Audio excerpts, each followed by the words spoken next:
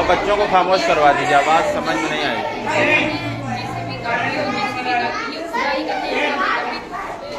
तोड़ने में मदद करते हैं और जेसीबी ट्रैक्टर का भी सहायता करता है।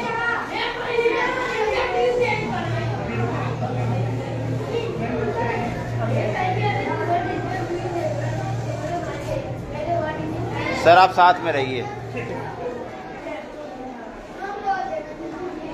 कैसे कार्य करता है बाबू?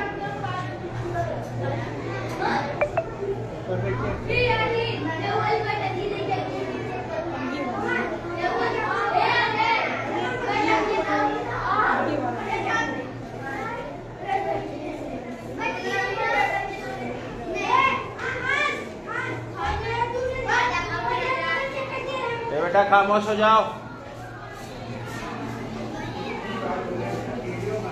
क्या नाम है बाबू आपका? अनुज यादव।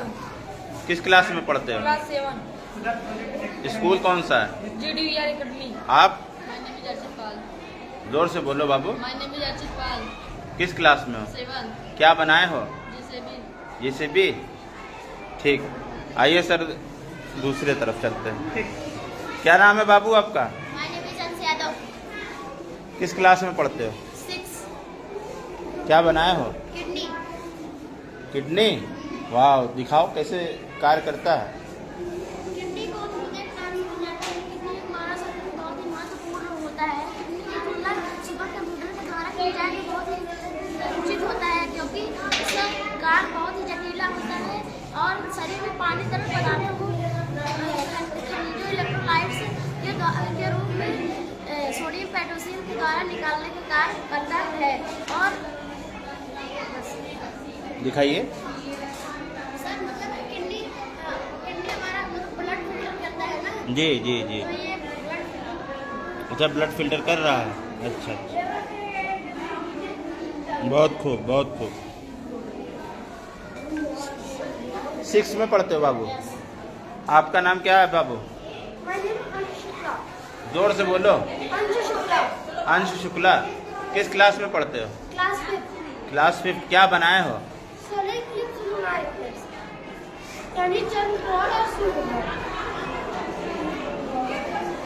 और कुछ कहना चाहोगे?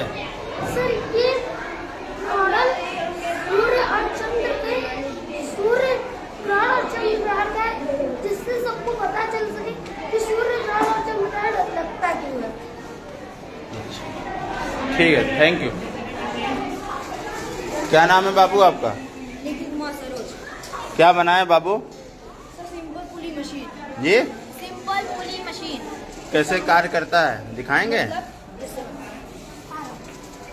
सर इसका काम है कम भार से ज़्यादा भार को उठाना। कम भार से ज़्यादा भार को उठाना। सर इसमें टोटल 15 गंचे हैं। क्या मुझे बता सकते हैं कि इस भार को ऊपर उठाने के लिए इसमें कितने गंचे लगेंगे? बताइए। आप बताइए सर। हाँ, अच्छा, हमसे पूछ रहे हो? इसमें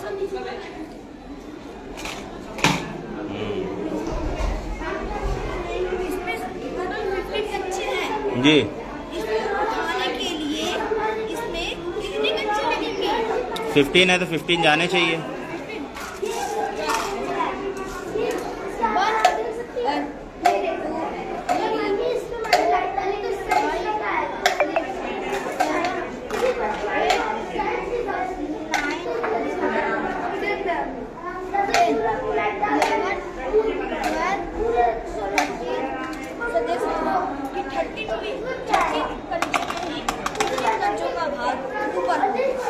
ऐसा क्यों? सर ऐसा क्योंकि बड़ा डिब्बा बड़ी पुली, छोटा डिब्बा छोटी पुली। ठीक है, बहुत बहुत शुक्रिया। क्या नाम बाबू? निखिल कुमार सरोज। किस क्लास में हो? क्लास 4। क्लास 4। धन्यवाद। धन्यवाद धन्यवाद। इधर चलिए, आगे दिखाइए।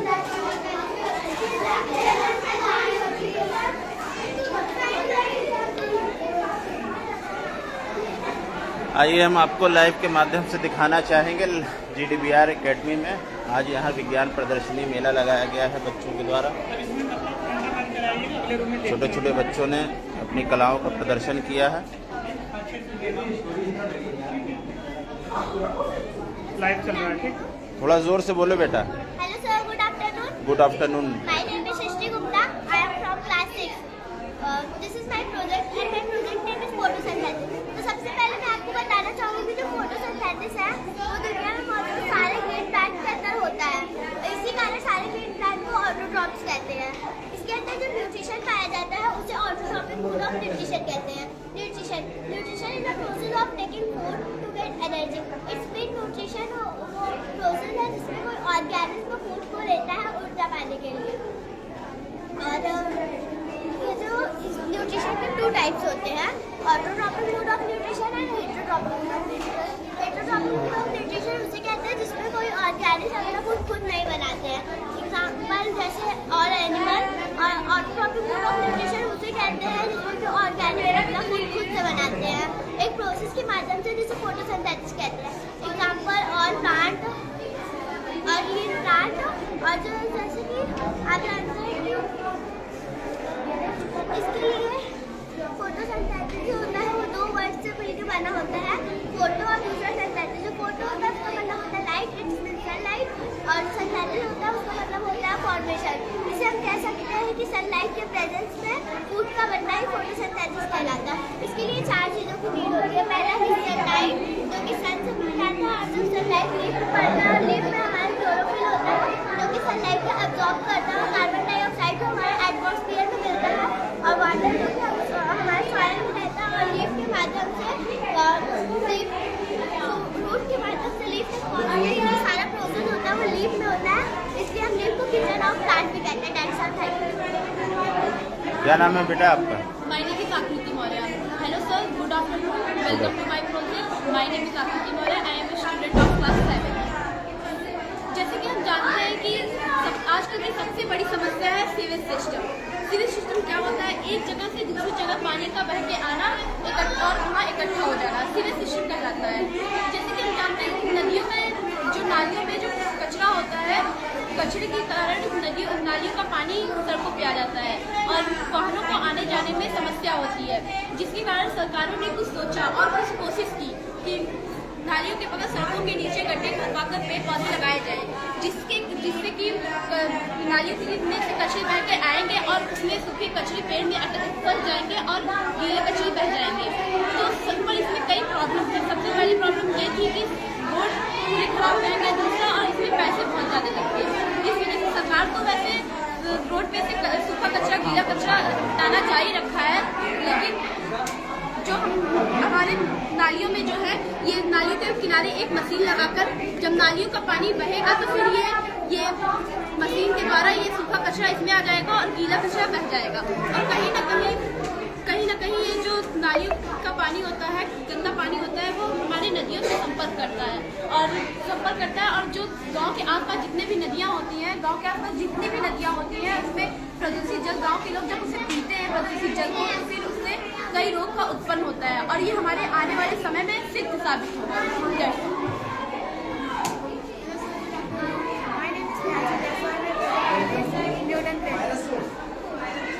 There are many names of Newton crater just like Newton ball, Newton pendulum. Newton crater demonstrates the principle of conservation of energy and conservation of momentum. First of all, I will explain about conservation of energy. जब हम ball को इधर ले जाएंगे और इसे release करेंगे, इसमें जो आवाज आएगी एक कंजर्वेशन ऑफ एनर्जी अच्छे से दिखाता है। जब ये बॉल इधर गई, इसके अंदर पोटेंशियल एनर्जी आया और इसे जब मैंने छोड़ा, ये साउंड एनर्जी में कन्वर्ट हो गया। जैसा कि हम जानते हैं कि एनर्जी ना तो डिस्ट्रॉय की जा सकती है ना ही बनाई जा सकती है, तो एक फॉर्म में दूसरे फॉर्म में जा सकती है। इसलिए मैंने पोटेंशियल एनर्जी को साउंड एनर्जी में कन्वर्ट किया और इस प्रोसेस में एनर्जी लॉस होने की वजह से ये पेंडुलम लगातार नहीं घूमता है। और इस पेंडुलम का नाम न्यूटन क्रेटर 17वीं सेंचुरी में बना था। इसका नाम एक वैज्ञानिक ने रखा था जिनका नाम सर आइजैक न्यूटन था। और इसका जो डिज़ाइन है वो फ्रेंच साइंटिस्ट ने दी थी जिसका नाम एडविन मैरियट है। Thank you. Good morning. Good afternoon good afternoon. थोड़ा जोर से बोलो। Good afternoon sir, welcome to my science education. I read in class 6. My name is Akshay Gupta. This is my project. My project name is State Capital. Uttar Pradesh की राजधानी है लखनऊ। अगर हम लोग सही से करते हैं तो फिर वो बजट सिटी बचती है, और अगर हम लोग उत्तर प्रदेश का गलत लगाते हैं तो फिर राजधानी गलत लगाते हैं तो फिर नहीं बचता है। अगर उत्तर प्रदेश से लगाते हैं तो सही बचता है। जैसे मध्य प्रदेश का लगा लिए भोपाल में तो बच गया, और अगर गलत लगाएंगे तो नहीं बचेगा। क्या नाम है आपका? हर्षित गुप्ता, किस क्लास में हो? क्लास 6। 6 में। Welcome to my project. Hello sir, good afternoon. My name is Akshay Gupta. I am a student of class 7. My project name is State of Matter. इसके टाइप बता दो मैटर होता है। मैटर का सारी चीज इसका वेट होता है और उसके शेप होते हैं। जैसे हम बता दें वो चीज़ होता है सॉलिड फिक्स शेप होता है, फिक्स वॉल्यूम, और उसके फोर्स ऑफ अट्रैक्शन थोड़ा ज़्यादा होता है, इसलिए पास क्लोजली पैक्ड होते हैं। अगर सॉलिड फॉर एग्जाम्पल ले लें पेन, और लिक्विड का चीज होता है उसके फोर्स ऑफ अट्रैक्शन थोड़ा कम रहता है, इसलिए दूर दूर रहते हैं। अगर लिक्विड फॉर एग्जाम्पल ले लें ऑयल और गैस में ना फोर्स ऑफ अट्रैक्शन होता ही नहीं है, और उसमें ना वो फिक्स शेप भी नहीं होता है, ना फिक्स वॉल्यूम, इसलिए वो कहीं भी घूमते रहते हैं। Are card that that's all.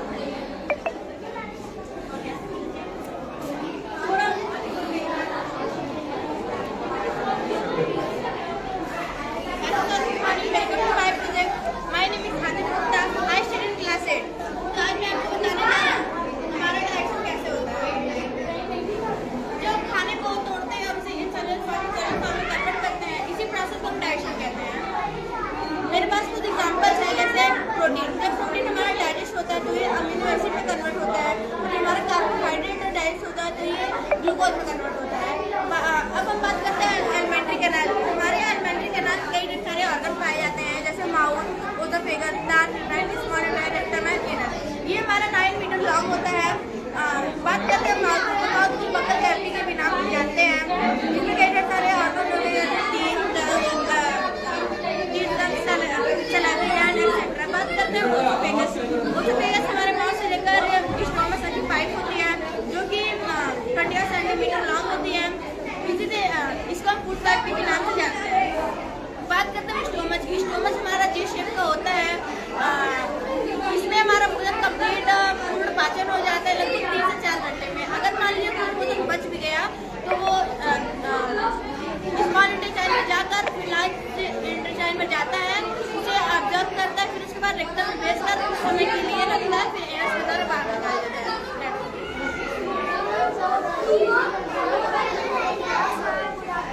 जोर से बोलो बेटा। Hello sir, good afternoon. My name is Suhana Gautam. I study class 3rd. This is my project. इसमें हम लोग बैठते हैं और ये हमें ऊपर तक लेके जाता है, फिर ये हम लोग नीचे लेके जाते हैं, और हमें बहुत अच्छा लगता है इसे बैठते हुए, और बहुत अच्छा लगता है इसे बैठते हैं। और कुछ लोगों को ये डर लगता है कि अगर हम इसमें बैठेंगे तो गिर नहीं जाएंगे, अगर इसका नट ढीला हो गया तो गिर जरूर जाएंगे। इसलिए जो बैठता है उसको सावधानी से रहना पड़ता है, वरना डर ढीला हो जाए तो गिर जाती है।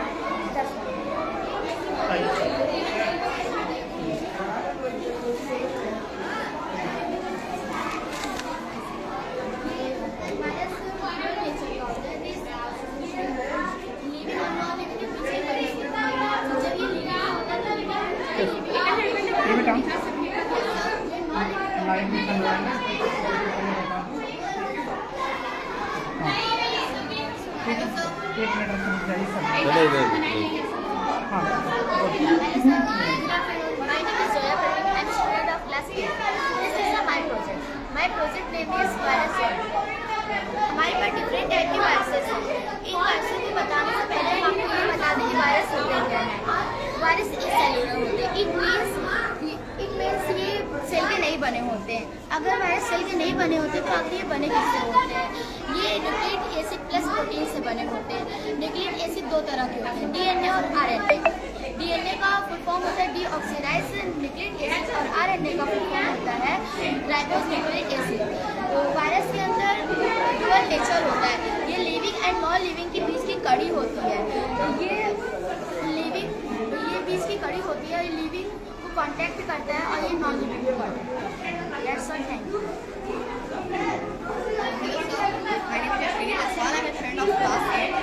तो जैसे कि उन्होंने बताया कि हमारे पास डिफरेंट टाइप के वायरसेस हैं, तो हम आपको बताना चाहेंगे DMV वायरस के बारे में। तो DMV वायरस का फॉर्म होता है टोबैको मोज़ेक वायरस।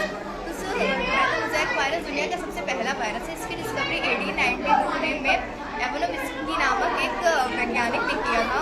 तो इसका जो है फिर उसके बाद जो है ये जेनेटिक मटेरियल RNA होता है और ये प्रोटीन के बने होते हैं। So thank you.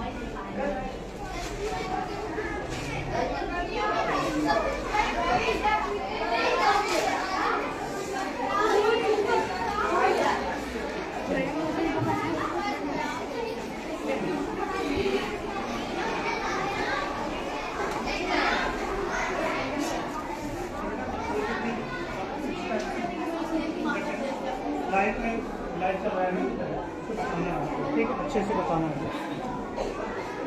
एक Good afternoon, sir. My name is Fatia Ansari and my topic name is Big Bang Theory. आज हम आपको बताने वाले हैं जो हमारा सोलर सिस्टम है वो कैसे बना है।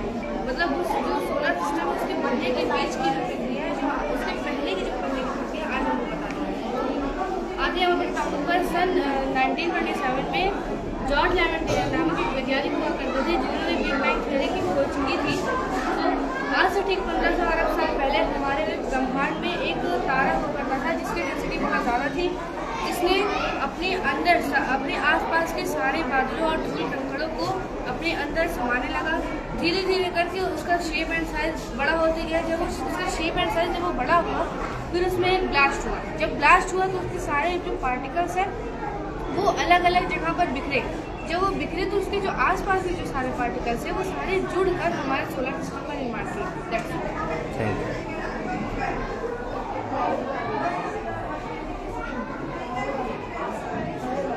गुड मॉर्निंग सर, मैं आपको बताऊं कि हमारा सोलर सिस्टम कैसे था।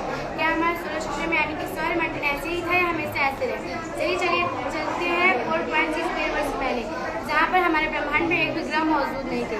यहाँ तक कि सन यानी सूर्य भी मौजूद नहीं। हर जगह केवल धूल भी मौजूद थे, जिसमें से हाइड्रोजन और हीलियम भी मौजूद थे।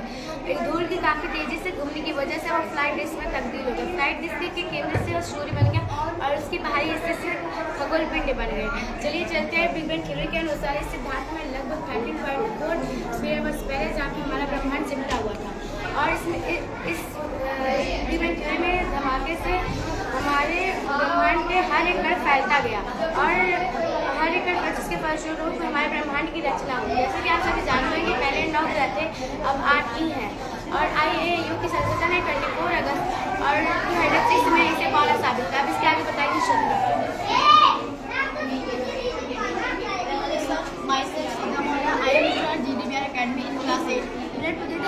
आइए हम अर्थ के बारे में जानते हैं। क्या हमारा अर्थ पहले ऐसे ही था? नहीं, हमारा अर्थ पहले बहुत ही अलग था। हमारा अर्थ पहले 8500 डिग्री सेल्सियस से उबर रहा था और ओजोन लेयर ना होने की वजह से इस पर उल्कापिंडों की बरसात होती रहती थी। जो उल्कापिंड अंतरिक्ष से धरती पर गिरते तो उनमें कुछ जमी हुई चीज़ें रहती थी, जैसे नमक, पानी और खनिज पदार्थ। जो धरती पर उल्कापिंड गिरते थे तो धरती की गर्मी से वो पिघलने लगे और उसके लेयर पे पानी बनने लगा, जिससे धरती धीरे धीरे ठंडी होने लगी। लेकिन हमारे जो अर्थ है वो उसका अंदर का कोर रेडियो एक्टिव पदार्थ से बने होने के कारण उसकी गर्मी हमेशा बाहर निकलती रहती है। लेकिन जैसे ही वो ठंडा हुआ उसकी गर्मी बाहर नहीं निकल पा रही थी, जिसके कारण हजारों की तादाद में ज्वालामुखियों का निर्माण हुआ। जब ज्वालामुखी का लावा निकलने लगे वो पानी में फैलने लगे, तो पानी जो था वो भाप बन के इकट्ठा होने लगा। जब CO2 उसकी वजह से CO2 की मात्रा कम हो गई, जिससे AC ड्रेन हुआ। AC ड्रेन होने की वजह से हमारा टेम्परेचर जो था वो बहुत ही तेज़ी से कम होने लगा, जिसके कारण सारी चीज़ें बर्फ़ में परिवर्तित होने लगी और हमारा अर्थ एक बर्फ़ के गोले की तरह दिखने लगा। तब उसके बाद जैसे पृथ्वी ठंडी हुई, फिर पृथ्वी ठंडी हुई तो हमारा जो अर्थ था उसकी गर्मी फिर बाहर नहीं निकल पाई थी, फिर से ज्वालामुखी निकलना चालू हुए। ये प्रोसेस बार बार चलता रहा, बार बार पृथ्वी ठंडी होती, बार बार पृथ्वी गर्म होती। लेकिन करोड़ों साल बीतने के बाद हमारा ओजोन लेयर जैसे ही बनना शुरू हुआ तो हमारा जो उल्कापिंड है वो गिरना कम हुआ। पूरी तरह से कम नहीं हुआ, बस थोड़ा बहुत ही कम हुए, वो गिरना कम हुआ और हमारा अर्थ डेवलपमेंट जो ज्वालामुखी से लावा निकलता था वो ठंडा हो जाता था तो उससे धरती का निर्माण होता था और जमीन का निर्माण होता था। जमीन पे धीरे धीरे पेड़ भी उगना शुरू हो गया। लेकिन जब हमारा जो ओजोन लेयर था वो जब अच्छी तरह से डेवलप हो गया तो हमारा अर्थ में भी धीरे धीरे डेवलप होना शुरू हुआ। तब हमारे अर्थ का एक दिन 21 से 23 घंटे का हुआ करता था। जब हमारा अर्थ एकदम अच्छी तरह से डेवलप हो गया तो हमारा जो दिन हुआ वो 24 घंटों का होने लगा। और अब हमारे अर्थ पर हर चीज़ें सही मात्रा में उपलब्ध हो गई, जैसे पानी, हवा और जमीन सब उपलब्ध हो गया और यहाँ पर जीवों पर रहना संभव हो गया था। आइए हम जानते हैं कि हमारे अर्थ पर कैसे और कहाँ से जीव आए, पहले कौन से जीव आए, इसके बारे में इसका बताएंगे। पृथ्वी पर सिंगल सेल की शुरुआत। एस्टेरॉइड और कॉमेट्स ने पृथ्वी पर पानी छोड़ा। ये पानी केमिकल और ऑर्गेनिक कंपाउंड से भरा था, जिस पर आसमान से कड़कती बिजली का गिरना बाकी था। लाइटिंग स्ट्राइक के प्रभाव से पानी में मौजूद केमिकल एटम्स बनाना शुरू किया, जिससे जेनेटिक मटेरियल का निर्माण। इस मटेरियल का ऐसे खतरनाक वातावरण में बचना हालांकि मुमकिन नहीं था, लेकिन पानी में मौजूद ऑयली मटेरियल की वजह से सबसे पहले सिंगल सेल ने पनपना शुरू तय किया। भैया यहाँ आगे मल्टीपल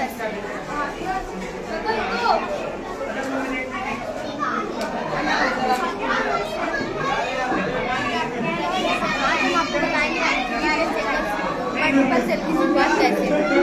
ये घटना ने सब कुछ बदल दिया। धरती से दो सेल आपस में टकराए और बाहरी दुनिया में एक अलग ही बदलाव लेकर आए। तब तक दो सेल आपस में मैच हुए और मैच होने के बाद इनकी जिंदगी भी आपस में जुड़ने के बाद जब कॉपी करने के बाद एक सेल के बजाय सब सेल हो गए। जैसे जैसे हमारा न्यूट्रिशन बढ़ा, न्यूट्रिएंट बढ़ा, वैसे हमारे सेल प्रोड्यूस होने लगे। जो हमारे विकास के लिए जिम्मेदार है वो पानी में पनपने वाटर वॉक में 3 इंच लंबे थे। आज हम इसके आगे आपको ये बताएंगे। आज हम बताएंगे कि डायनासोर का जन्म और अंत कैसे हुआ। हरे भरे वातावरण के विकास के साथ समुद्र में मछलियां भी पनपने लगीं। इन मछलियों के फिन्स जैसे पैर धीरे धीरे इवॉल्व हुए, जिससे ये पानी से बाहर निकलकर जमीन पर रहने लगे। आज से करीब 6.5 करोड़ साल पहले धरती पर मौसम सामान्य था। चारों तरफ डायनासोर के चिल्लाने और चिल्लाने की आवाजें आ रही थी। जब ये डायनासोर की प्रजाति बड़ी आराम से अपना जीवन व्यतीत कर रही थी, उस समय एक एस्टेरॉइड का टुकड़ा जो अंतरिक्ष से आ रहा था, वह मंगल और बृहस्पति के बीच बने समुद्र में घूम रहे एक बड़े एस्टेरॉइड से जा टकराता है, जिससे उसकी दिशा बदल जाती है और वह सीधा पृथ्वी की ओर 22,000 मील प्रति घंटे की रफ्तार से बढ़ने लगता है, जिससे एक भयानक विस्फोट होता है और डायनासोर का अंत होता है।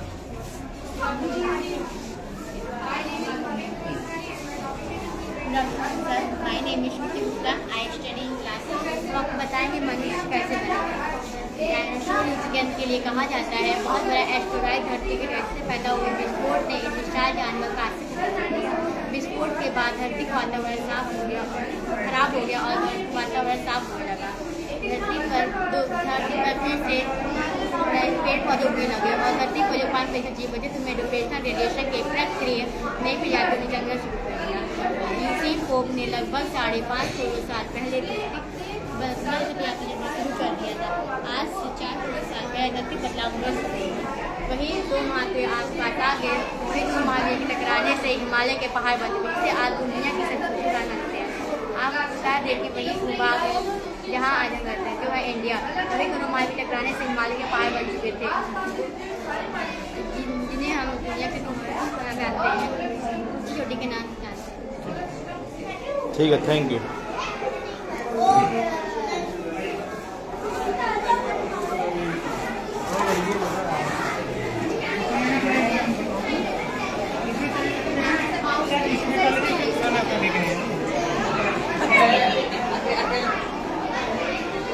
सर बच्चों को खामोश करवाइए, चिल्लाइए मत, बहुत चिल्ला रहे हैं। आवाज मत करिएगा, वीडियो बन रहा है ना, ठीक है, लाइव में चल रहा है।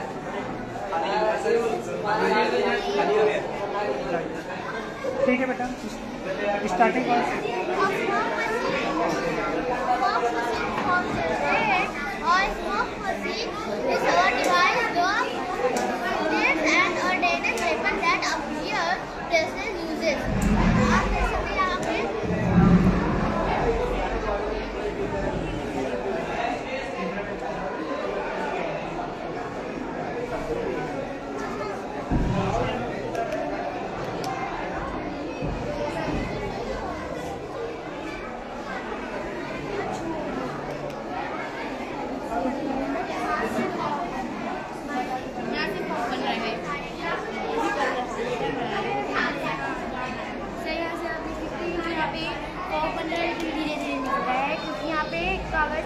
चुके हैं।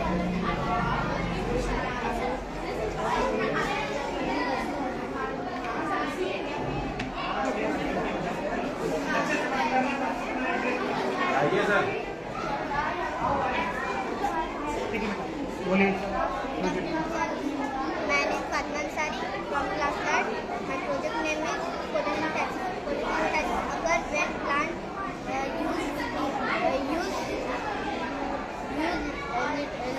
light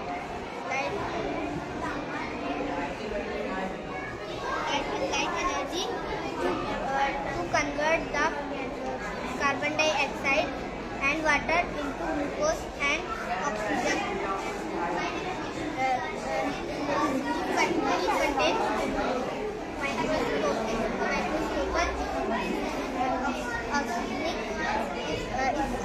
Known as cytoplasm. These cytoplasm contain a green color plasmic called chlorophyll. Good afternoon, sir. My name is Shavin. I am a student of class. My project name is evaporation. आज हम आपको evaporation के बारे में बताने वाले हैं। जब हम पानी को गर्म करते हैं और उसका टेम्परेचर 100 डिग्री सेल्सियस से ज़्यादा हो जाता है तो भाप बनकर भाप हो जाता है और जैसे यानी पानी द्रव अवस्था से गैस अवस्था में परिवर्तित होने इस प्रक्रिया को इवेपोरेशन कहते हैं। Next of thank you sir. Good afternoon sir. Good afternoon. Ananya Pushpajivya. I am a student class 4. My project name is photosynthesis. Photosynthesis को हिंदी में हम लोग प्रकाश संश्लेषण कहते हैं। प्रकाश संश्लेषण पत्तियाँ हरी क्यों होती हैं? पत्तियाँ हरी क्लोरोफिल के कारण पत्तियाँ हरी होती हैं। ये 4 चीज़ों से मिलकर इनका भोजन बनता है, जैसे sunlight, carbon dioxide, oxygen, water. ये सारी चीज़ से खाना बनता है जिसको हम लोग कहते हैं ग्लूकोज। जिससे कहते हैं। आप सोच रहे होंगे हम लोग तो ऐसे फ्लावर पे तो वाटर नहीं डालते हैं, मिट्टी पे ही डालते हैं, सॉइल पे ही डालते हैं वाटर। तो ये रूट वाटर को एब्जॉर्ब करके पत्तियों तक पहुंचाती है। That's all sir. Thank you. Good afternoon. I study in class 4. Welcome to my project. My project name is volcano.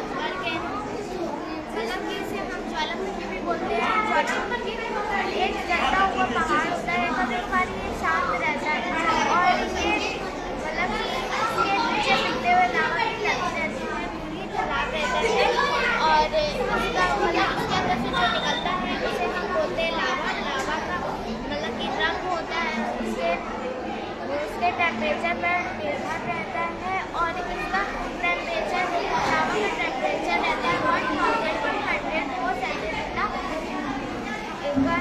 इसका टेम्परेचर रहता है। कुछ ऐसे ज्वालामुखी हैं जो एक्सपोर्ट होते हैं और मतलब कि सबसे बड़ा ज्वालामुखी है हवाई।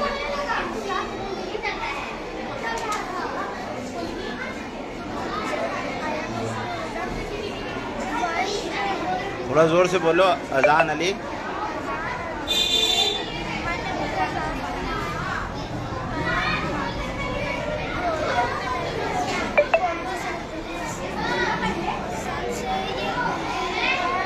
वायुमंडल से ये कार्बन डाइऑक्साइड लेता है और अपना भोजन बनाकर ऑक्सीजन छोड़ देता है। जोर से बोलो बाबू, जोर से। Good afternoon, sir. My name is Sinu and I study in class 4. My project name is hydrogen. Hydrogen first was 23 March 1857 के अमेरिका के न्यूयॉर्क शहर में हुआ था। हाइड्रोलिफ का आविष्कार किसने किया? हाइड्रोलिफ का आविष्कार लियोन एडम्स ने किया था। क्या प्रेशर सर? इसमें 20 ml तक की हवा रहेगी। इसे हम यूज करेंगे आज। मतलब पाइप निकाले हुए रहना चाहिए इससे हाइड्रोलिफ साथ में हो। कोई एक बोले, अच्छे से बोले, बोलते ना।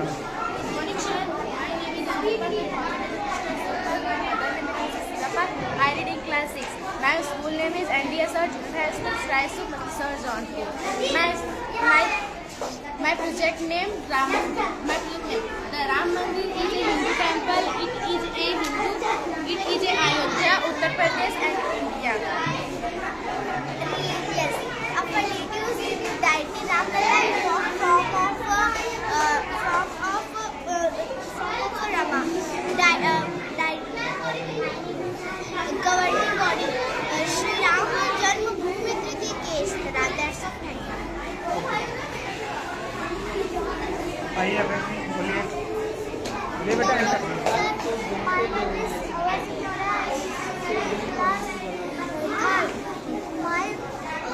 project name is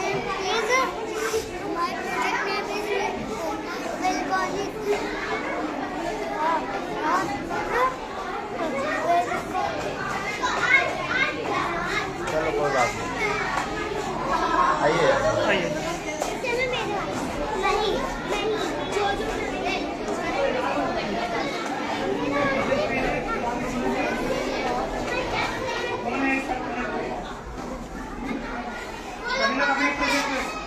तुम्हारा प्रोजेक्ट कहाँ है? आइए बनाते रहिए, आ जाएंगे।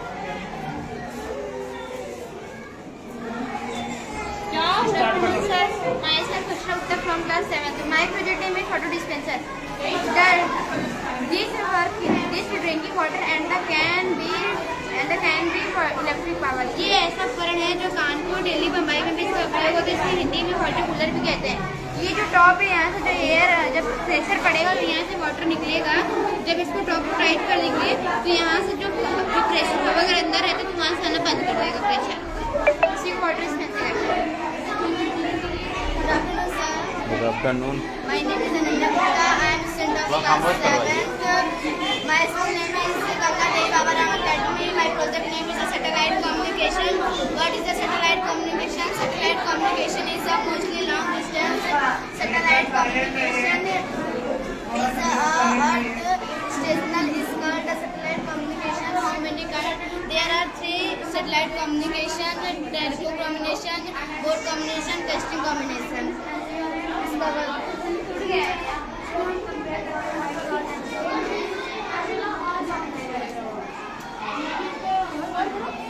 भारत में 58 सैटेलाइट्स हैं। और चंद्रयान छटपटा हूँ। लगभग से लॉन्च की मशीन है जो हवा को ऊर्जा को बिजली जब बदल देती है या ऊर्जा के स्रोत है जिसका का प्रयोग बिजली उत्पादन में आटे की चक्की चलाने के लिए, पानी खींचने के लिए, खिलाड़ करने में होता है। चक्की दिल्ली 1980 सबसे पहले डेनमार्क में आरंभ हुआ जहाँ की प्राप्ति हुई। कुछ पहुँचने में लगा है। देश में 20 से अधिक कंपनी इस काम में लगे। दुनिया में भारत पवन चक्की से देश 4थे स्थान पर है। Good afternoon. चलिए बेटा मैं क्लास 7 में पढ़ती हूँ। मैंने चंद्रयान से बनाया गया इसमें चंद्रयान 2 के समान लैंडर और रोवर है, लेकिन इसमें बचत नहीं है। चंद्रयान 3 को 14 जुलाई 2023 को 2:35 पर लॉन्च किया गया था। इसका प्रक्षेपण स्तर सतीश धवन श्रीहरिकोटा है और इसका पेलोड का वजन 3010 किलोग्राम है। इसके चंद्रयान के लगे ऊर्जा 3 भाग में है: प्रबोधन भाग, लैंडर भाग, रोवर भाग। और इसका जो मॉड्यूल है वो 2 तरह के हैं: लैंडर मॉड्यूल और प्रबोधन मॉड्यूल। और चंद्रयान बात करें किस जगह पर उतरेगा तो चंद्रयान चांद के दक्षिणी ध्रुव पर उतरेगा। और भारत ऐसा पहला देश बना है जो चंद्रमा के दक्षिणी ध्रुव पर पहली बार उतरा। और ये मतलब इसका उद्देश्य है कि चंद्रमा की सतह पर सुरक्षित और सॉफ्ट लैंडिंग का प्रदर्शन करना, रोवर को घूमते हुए प्रदर्शन करना, वैज्ञानिक अवरोधों का प्रदर्शन करना। और मिशन को प्राप्त करने के लिए लैंडर में अनेक प्रकार के प्रौद्योगिकियों का प्रयोग किया गया है, जैसे वेलोसीमीटर और इत्यादि चीज़ें। ऐसा जाता है कि चंद्रयान 3 को विक्रम के नाम से भी जानते हैं। चंद्रयान 3 को विक्रम के नाम से इसलिए जानते हैं क्योंकि विक्रम एक संस्कृत शब्द का वर्ड है जिससे अर्थ होता है वीरता। और विक्रम विक्रम विशेष रूप से इसरो के संस्थापक विक्रम साराभाई के नाम पर रखा है। Good afternoon, sir. Myself Asya Yadav and I am a student of class 6. And my project name is AC drain. AC drain. What is AC drain? AC drain that has harmful chemicals in its farm factories etc. that cause damage to tree, crop, building and river. Like compound like sulfur dioxide and nitrogen oxide are released in the atmosphere. That's all. Good afternoon, sir. Myself I am a student class 7. My project name is AC drain. AC drain को हिंदी में अम्ल वर्षा कहते हैं। अम्ल वर्षा के प्रमुख दो वायु प्रदूषण होते हैं, sulphur dioxide and nitrogen. Sulphur dioxide and nitrogen गंदगी की वजह से हमारा अम्ल वर्षा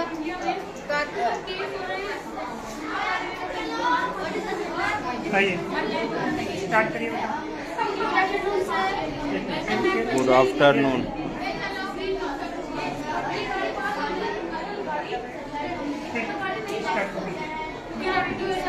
Welcome my project. My name is Anshika Yadav and I am a student of class 7. My project name is Acid Rain and Modern Time. इसमें मैं आपको बताऊंगी कि मॉडर्न टाइम कैसा है और एंशिएंट टाइम कैसा है। अगर हम बात करें एजुकेशन की तो जो मॉडर्न टाइम में स्कूल होते हैं और एंशिएंट टाइम में गुरुकुल हुआ करते हैं। जैसे हम यहाँ आके अपनी शिक्षा ग्रहण करते हैं, ऐसे ही एंशिएंट टाइम में जो बच्चे होते थे वो गुरुकुल जाके अपनी शिक्षा ग्रहण करते थे। पुराने समय में इलेक्ट्रिक नहीं होता था, लेकिन अब और जो लोग लालटेन जला के समय में जो मिट्टी के तेल से जलते थे, लेकिन अब इलेक्ट्रिक है तो लोगों को इतनी परेशानी नहीं झेलनी पड़ती। और पुराने समय में हैंडपंप वगैरह नहीं होते थे तो लोग कुएं और नदी के जाकर जल प्राप्त करते थे। और मॉडर्न टाइम में जो इंडस्ट्री वगैरह होती है प्रोडक्शन बहुत ही और बहुत ही पॉल्यूशन। अभी आपको मतलब पॉल्यूशन जो हमारे इन्वायरमेंट को क्या करता है। आपको मेरे क्वेश्चन होगा इन्वायरमेंट क्या होता है। हमारे मतलब वातावरण जो हमारे आसपास की चीज़ें हैं वो सभी वातावरण में आती हैं। Thank you.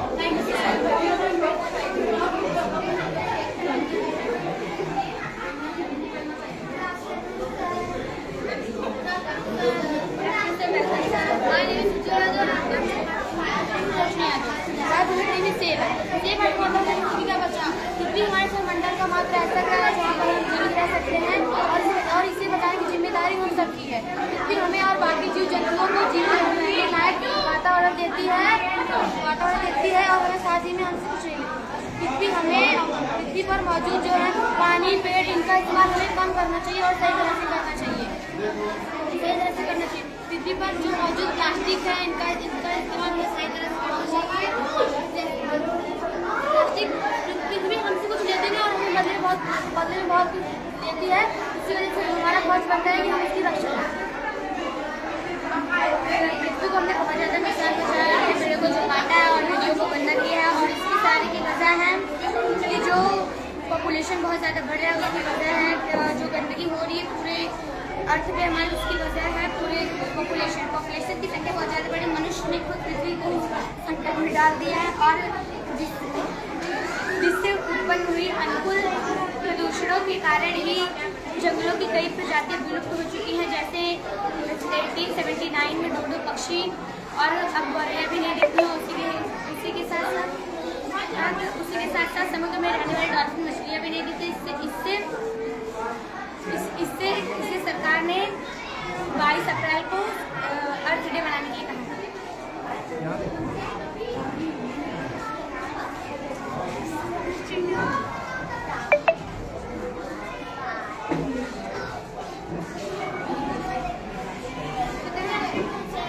My name is Anaya and I am from class 7. My project name is Wind Turbine. Wind Turbine is a modern version of wind. They use wind to create electricity, and large wind turbines are visible. But you can also buy a small wind turbine for individual use of wood and carbon. Some facts about wind turbine: China is the by far biggest producer of wind turbines. Wind turbine towers are tall as the status of wind turbine in India. The biggest wind turbine in India is Panchkula, which is in Kanyakumari, Tamil Nadu, and the smallest is the Anandapura wind mill, which is in Nipula, Andhra Pradesh. India में सबसे ऐसा state जो जिसमें सबसे ज़्यादा wind turbine है वो है महाराष्ट्र, एंड जिसमें 0 विंड टर्बाइन है वो है उत्तर प्रदेश। और वर्ल्ड लेवल पे चाइना में सबसे ज़्यादा विंड टर्बाइन है और वेस्टर्न सिटी में 0 विंड टर्बाइन है। Good afternoon, sir. Myself, Abhiya. I am student class. My project name is house. और एक सूची जगह है जहाँ पे हम लोग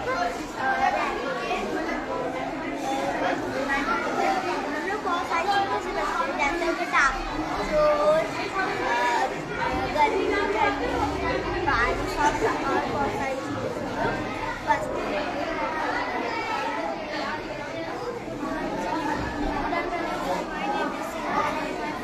फिर से जोर से बोलो। Good afternoon, sir. My name is Sivasana. My father's name is Sanjay. I study class 1. My project name is plant. हम आपको ये बता दें प्लांट और ट्री में जो बड़े पौधे हैं जिसमें लकड़ी पाई जाती है वो छोटे पौधे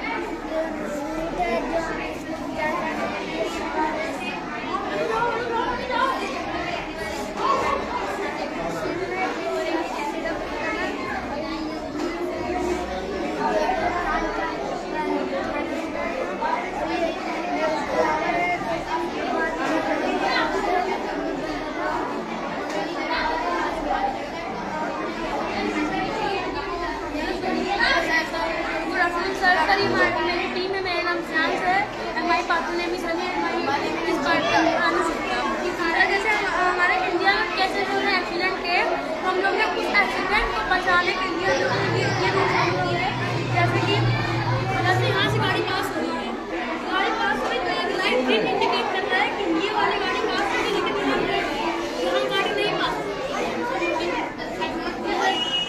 ये वाली गाड़ी पास हो रही है तो ये ग्रीन इंडिकेट कर रहा है, ये वाली गाड़ी पास हो रही है और ये वाली गाड़ी नहीं पास हो रही है। और एडवांटेजेस और डिसएडवांटेजेस एडवांटेजेस में है कि इसमें अगर रूल फॉलो करें 90% तक इसके एडवांटेजेस 90% तक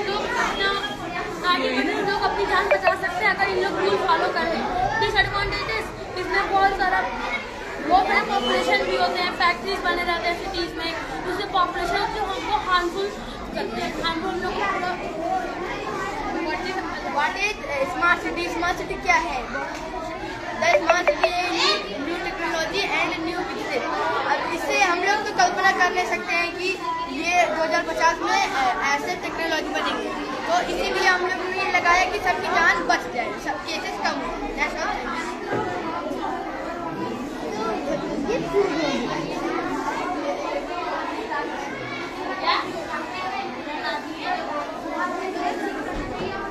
भैया मेरा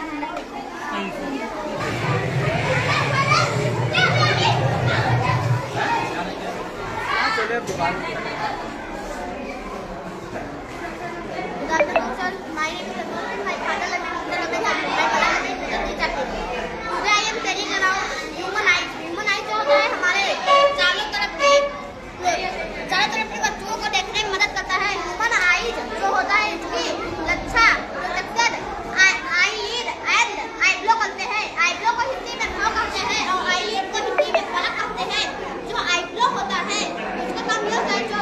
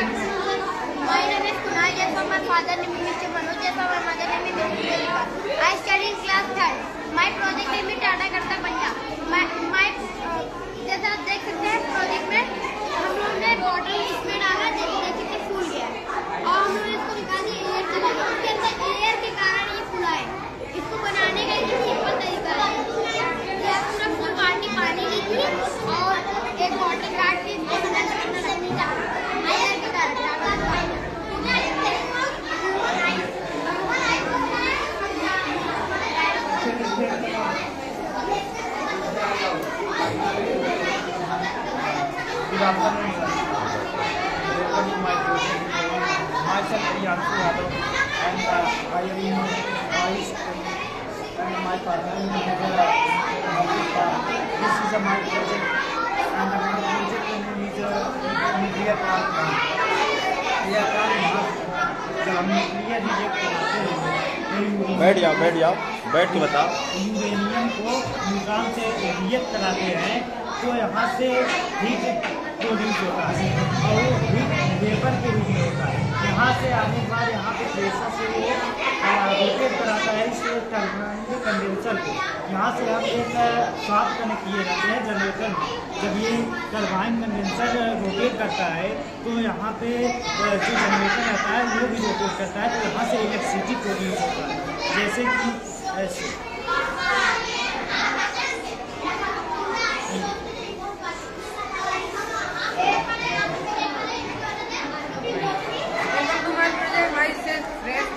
I study in class 9. My partner name is Siddharth Shukla. My project name is Health and Cleanliness. जैसा कि हम लोग अपने किचन का सामान सॉइल में फेंक देते हैं और बाहर भी फेंक देते हैं। इससे हमारा जैसे पानी में फेंक देते हैं तो उससे वाटर पोल्यूशन होता है। अगर आग से जला देते हैं तो उससे एयर पोल्यूशन होता है। अगर हम सॉइल में ही रहने देते हैं तो उससे सॉइल पोल्यूशन होता है।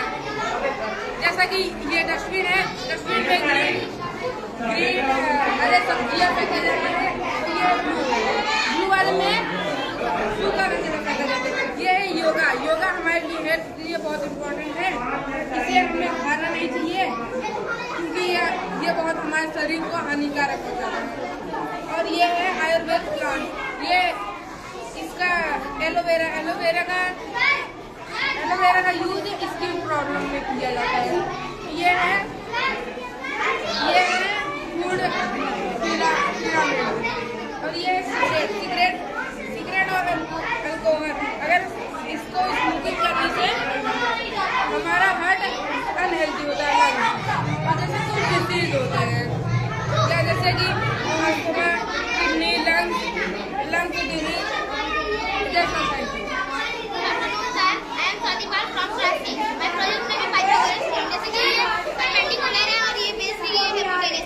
बैठ जाओ बैठ के बताओ। पहले तो हम आपको पाइथागोरस के बारे में बताएंगे। पाइथागोरस का जन्म 570 से 572 ईसा पूर्व यूनान में हुआ था। इन्होंने कंस्ट्रक्शन में कुछ काम किया था। जैसे जब हम बिल्डिंग साइट्स या रोड बनाते हैं तब हम इस थ्योरम का इस्तेमाल करते हैं। अब हम आपको बताएंगे पाइथागोरस थ्योरम के बारे में। पाइथागोरस थ्योरम एक मैथ थ्योरम है जो राइट एंगल ट्रायंगल के यूज होता है। इस थ्योरम के अनुसार राइट एंगल ट्रायंगल में जो भी स्क्वायर होता है उसके दोनों छोटा साइड के स्क्वायर का हाइपोटेनस बराबर होता है। इसका फॉर्मूला ऐसे है, इसका plus b square equal to c square. My partner name is Arif Ansari. I am telling about human. Human have tree one on the side of the head. Each ear has three sections. The outer ear and the inner ear. The outer ear divided into two main parts. The outer ear and the inner ear. The angle is the part of ear that is visible on the side of the head. It is made of a strong material plant caterpillar. It collects sound waves and sends them into convex in the ear. My name is Arif Ansari. I sit in class 5th. My partner name is Johan Ansari. I sit in class 5th. My project name is the Humanian. These both are together to some vibrations along the inner ear. The inner ear forms the cortex terminal of the cortex. The vibration makes the waves to the middle of the cortex. The waves produce sound single R and to the brain. The inner ear also has semi-polar canal which help to the brain.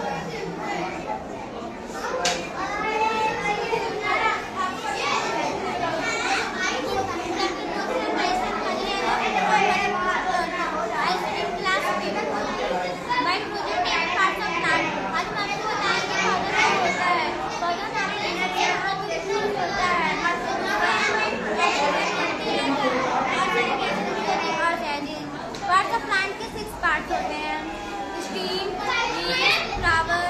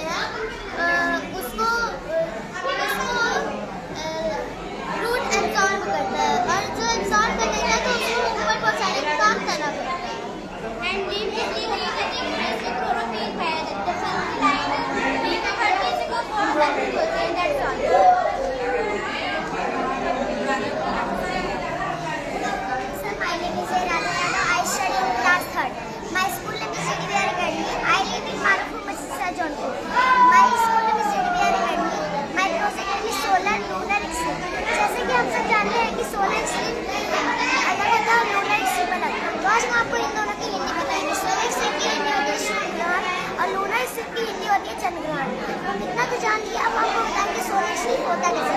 जब सूर्य और चंद्रमा के बीच पृथ्वी आ जाती है तो सूर्य की रोशनी चंद्रमा तक नहीं पहुँचती, पूरी रोशनी चंद्रमा तक नहीं पहुँचती, इसे चंद्र ग्रहण कहते हैं। और जब सूर्य और पृथ्वी के बीच चंद्रमा आ जाता है तो चंद्रमा के पीछे सूर्य की बिंब कुछ समय के लिए ढक जाती है, इस घटना को सूर्य ग्रहण कहते हैं। That's all. थैंक यू बेटा, बहुत अच्छा, बहुत अच्छे लोग। सबसे best. My project name is alarm house safety। जैसे कि हम लोग चोरों से बचने के लिए CCTV कैमरे का इस्तेमाल करते हैं। CCTV कैमरे में जो लोग नकाब पहन के आते हैं जिससे वो पकड़े नहीं जा सकते, और बहुत चोर लोग हैं CCTV कैमरा ही तोड़ देते हैं, और इसीलिए हम उनसे बचने के लिए क्या कहता है जैसे ही हम कोई जाती है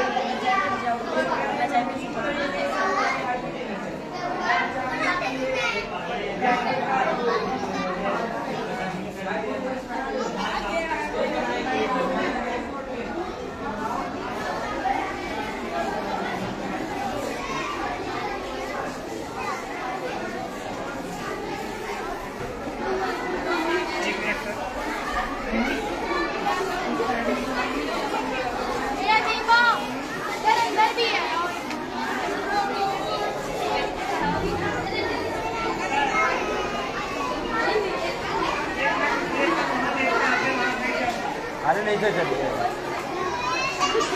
बहुत समय, 1 घंटा ज़्यादा हो जाएगा, बहुत लेट हो रहा है ना। हम नीचे वाला थोड़ा सा बना दिए। नहीं, आइए नीचे भी देख लिया जाए। काफ़ी लेट हो गया लाइट चलाते चलाते।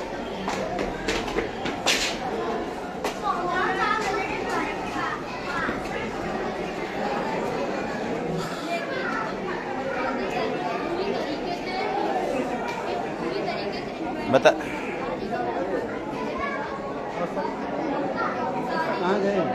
सर, शुरू करवाइए। Sir, my self Divyanka Mishra from class 9 और आज मैं आपको इसरो और इसके रॉकेट्स के बारे में बताऊंगी। सो मेरा प्रोजेक्ट है इसरो और इसके रॉकेट्स। सो इसरो की स्टैब्लिशन 15 अगस्त 1969 को हुई थी और इसरो का पहला सैटेलाइट आर्यभट्ट था और इसके फाउंडर विक्रम साराभाई थे। तो जैसे कि आपने कहीं भी सुना होगा कि जो रॉकेट्स बनते हैं वो श्रीहरिकोटा में बनते हैं, लेकिन नहीं, जो रॉकेट्स बनते हैं वो श्रीहरिकोटा में, उसके जो पार्ट्स होते हैं वो अलग अलग जगह पर बनते हैं और फिर उसे ट्रक की हेल्प से श्रीहरिकोटा ला के असेंबल किया जाता है। अब उसे हम असेंबल तो कर देते हैं, लेकिन जो एक रियल रॉकेट होता है वो 5 से 6 फ्लोर का होता है, वहाँ तक तो कोई भी इंसान नहीं पहुँच सकता है। तो इसके लिए ना छत होती है, टेम्पररी होती है, जिसे हम खोल भी सकते हैं, बंद भी कर सकते हैं। तो जब हमें काम होता है तो उस छत को ना ऐसे रॉकेट के पास खोल दिया जाता है ऐसे करके, और काम होने में उस छत को हटा दिया जाता है। वो छत इसलिए खुल जाती है ताकि इंजीनियर करके सारे पार्ट्स वार्ट्स टाइट कर सके। अगर ये रॉकेट को जब इस रॉकेट को लॉन्च करना रहता है तब इस छत को हटा दिया जाता है। अगर हम ना हटाए ना तो फिर जैसे ही रॉकेट लॉन्च करेंगे ये तुरंत ब्लास्ट हो जाए, इसलिए इसे हटा दिया जाता है। अब मैं आपसे एक क्वेश्चन करती हूँ, आप बताइए, जो आंध्र प्रदेश में क्या बोलते हैं, श्रीहरिकोटा सिवाय बहुत जगह है, लेकिन श्रीहरिकोटा को ही क्यों चुना गया इसरो का इंस्टीट्यूट बनाने के लिए? क्या आपको पता है? तो मैं आपको बताती हूँ। ऐसा इसलिए क्योंकि जो श्रीहरिकोटा है उसके एरिया में 3 से 4 किलोमीटर दूर तक कोई भी ह्यूमंस नहीं रहते हैं, वहाँ पर कोई भी लोग नहीं रहते। तो ऐसे में अगर कोई रॉकेट लॉन्च करने पर ब्लास्ट भी हुआ तो वो बे ऑफ बंगाल की नदी में गिर जाएगा, और अगर और कोई जगह चुनते तो वहाँ पर ह्यूमंस जैसे ब्लास्ट होने पर ह्यूमंस को बहुत हार्मफुल होता है, उससे मर भी सकते हैं। इसी के लिए क्या बोलते हैं, श्रीहरिकोटा को चुना गया था।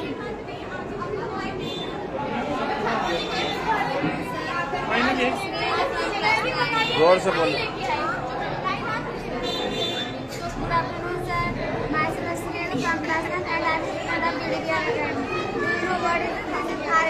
आर्यभट्ट इंडिया का पहला सैटेलाइट 1975 को लॉन्च किया गया था और सोवियत संघ के दौरान इसलिए लॉन्च किया गया था क्योंकि इसरो की अपनी को बस 3 साल हुए थे।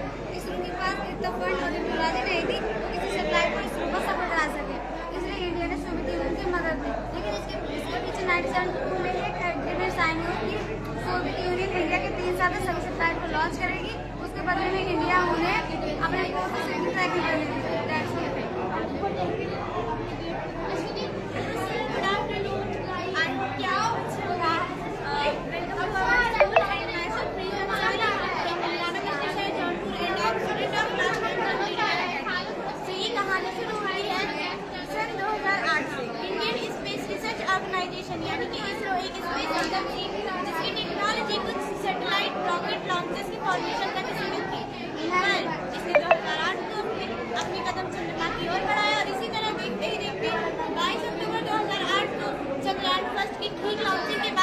मंगलयान को 5 नवंबर 2013 में लॉन्च किया गया।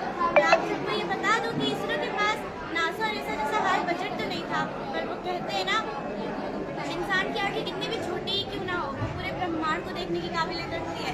तो इसी तरह से इसरो ने भी पूरे मार्स के बारे में स्टडी करने की काबिलियत रखी एंड 24 सितंबर 2014 को ये मार्स के ऑर्बिटर में जाने के बाद ये पिछले करीब 7 सालों से ये उसके ऑर्बिटर में बना रहा। आप सब जानते होंगे कि एक स्पेस मिशन तभी सक्सेसफुली कहलाता है जब वो स्पेस एक्सप्लोरेशन के फील्ड में कुछ कंट्रीब्यूट करता है। तो क्या मिशन मंगलयान ने भी कुछ कंट्रीब्यूट किया था या ऐसा खोजा था जिसे नासा और ऐसे जैसे बड़े बड़े वैज्ञानिकों ने भी नहीं बताया? मैं आप सबको बता दूं कि ये सबसे पहले मार्स के मून सरफेस पर, जिसकी डिस्टेंस 421 किलोमीटर और दूर की डिस्टेंस 76,993 किलोमीटर पर गया था। एलॉन मस्क ने 2016 में ये कहा कि हम अर्थ के लोग जो हैं वो मार्स पर सर्वाइव कर सकते हैं। तो क्या ये इतना पॉसिबल है? ये बहुत ही डिफिकल्ट है, क्योंकि इसका कारण ये है कि अर्थ के अकॉर्डिंग मार्स का जो एटमॉस्फेयर है वो बहुत ज़्यादा थिन है, बहुत ही ज़्यादा वो पतला है। इस वजह से हम मार्स पर सर्वाइव नहीं कर सकते। और मेन बात तो ये कि वहाँ 97% कार्बन डाइऑक्साइड और सिर्फ 3% ऑक्सीजन है। वहाँ कदम रखते ही पानी की तरह हम लोग फट जाएंगे। आने वाले दिनों में 2025 में इसरो ने अनाउंस कर दिया है कि मिशन मंगलयान को भी लॉन्च किया जाएगा।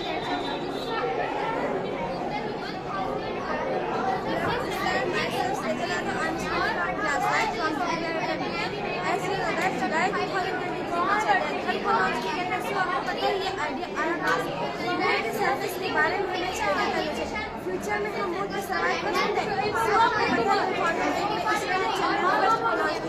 जिसने मून की सर्विस मिला था। चंद्रयान फर्स्ट को 2008 बेटा खामोश हो जा, थोड़ा सा खामोश हो जा।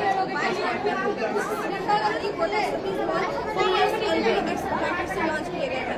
चंद्रयान फर्स्ट को और प्राइम मिनिस्टर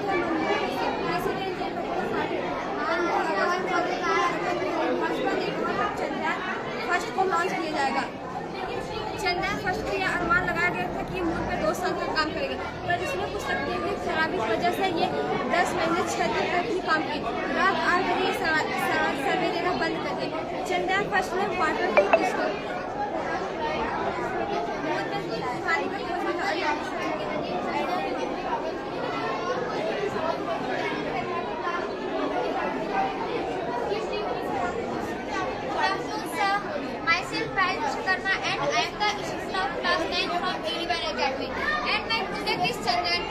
चंद्रयान 1 के बाद मून की खोज करने के लिए ये दूसरा मिशन भेजा गया था। रॉकेट GSLV द्वारा इसे लॉन्च किया गया था। 22 जुलाई 2019 को श्रीहरिकोटा रेंज से दोपहर के 2:43 पर इसे लॉन्च किया गया था। इस 978 करोड़ रुपीस का ये मिशन के जो उपग्रह है ये टोटल 603 करोड़ रुपीस का और 306 करोड़ रुपीस का और GSLV टोटल 375 करोड़ रुपीस का था। 3840 किलो का चंद्रयान 2 जिसका लैंडर टोटल 1171 किलो का था और रोवर 27 किलो का था। इस मिशन में टोटल 13 भारतीय और एक नासा के वैज्ञानिक शामिल थे। इस मिशन के 3 अंतरिक्ष थे: ऑर्बिटर, लैंडर, रोवर। ऑर्बिटर का काम था मून के सरफेस पर रोवर मैपिंग बनाना और फिर पानी की खोज करना और खनिजों का पता लगाना। और लैंडर का काम था इसको सॉफ्ट लैंडिंग कराना। इसके पहले रूस, चीन, अमेरिका ने भी मून के सरफेस पर लैंडिंग कराई थी, लेकिन साउथ पोल पर नहीं। कहा जाता है कि साउथ पोल पर लैंडिंग कराना बहुत ही टफ है। Thank you sir. Good afternoon, sir. My name is Vijay Moran and I'm student of class 9. Today my project is about Chandrayaan 3. So you know that ISRO ने 14 जुलाई को Chandrayaan 3 को GSLV के rocket की help से launch किया था। And 23 अगस्त को वो मून के साउथ पोल पे लैंड कर गया। आपको बता दूँ अगर कि लैंडिंग के बाद उसने मून पे क्या क्या डिस्कवरीज की। 24 अगस्त को इसरो ने अपने चेस्ट के हेल्प से उन्होंने ये पता लगाया कि जो मून का एटमॉस्फेयर है उसको प्लाज्मा से बना हुआ और उसके पार्टिकल्स हाईली एक्टिव है। 25 अगस्त को एल्सा की मदद से उन्होंने ये पता लगाया कि जिस प्रकार पृथ्वी में भूकंप आता है उसी प्रकार मून पर भी भूकंप आता है। 26 अगस्त को उन्होंने ये डिटेक्ट किया अपने रामबा से कि जो उसका टेम्परेचर होता है वो जो सॉइल का सरफेस होता है उस पर ज़्यादा होता है 50 डिग्री सेल्सियस अबाउट। एंड जैसे जैसे आपकी गहराई बढ़ती जाएगी वैसे वैसे टेम्परेचर आपको बढ़ता जाएगा। अगर मैं प्रज्ञान रोवर की बात करूँ तो उस पर एक लेंस लगाया गया, एक अल्फा स्पेक्ट्रोमीटर लगाया गया था जिसका काम था मून के सॉइल को डिटेक्ट करना और उसमें कौन कौन से एलिमेंट्स हैं उसको बताना। अगर मैं आपको बता दूँ उसमें कौन कौन से एलिमेंट मौजूद हैं तो silicon, manganese, aluminium, titanium etcetera elements मौजूद हैं। Thank you so much for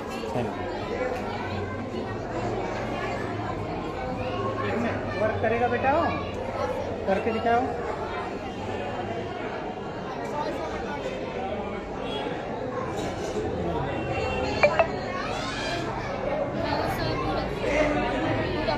Good afternoon. Myself Tanu Sukarma. I am a student from class 9. My project is Aditya L1 in evolution of ISRO. तो आइए हम सबसे पहले जानते हैं हमारे लिए मिशन क्यों जरूरी है। ये मिशन इसरो और इंडिया के लिए हिस्टोरिकल अचीवमेंट है क्योंकि ये सोलर मिशन 50% सक्सेस भी कम होता है, लेकिन आदित्य L1 पूरी तरीके से इंडिपेंडेंट मिशन है, यानी कि मैन्युफैक्चरिंग से लेकर लॉन्च प्रोग्राम तक सारी चीज़ों में इंटरनेशनल ना के बराबर है। अगर आपके दिमाग में ये सवाल आ रहा है ग्लोबली फ्लेयर इसका रेट इतना हाई क्यों हो रहा है, तो हम आपको सबसे पहले बताना चाहेंगे इसके पीछे एक सबसे बड़ा रीजन सोलर मिशन जो भी होते हैं उसके पीछे अनस्टेबल कम्युनिकेशन। ये जानते हुए भी इन्होंने आदित्य L1 को लॉन्च किया और लॉन्च करने के बाद आदित्य L1 के केस आने के चांसेस बहुत कम हैं। इस L1 तक जाने में आदित्य L1 चंद्रयान 3 प्रोसेस करेगा। पृथ्वी से लेकर L1 तक की दूरी 1.5 मिलियन किलोमीटर है, जो मून के 4 गुना ज़्यादा दूर है। इसलिए इसे 127 डेज लगेगा समय। डेट्स ऑफ थैंक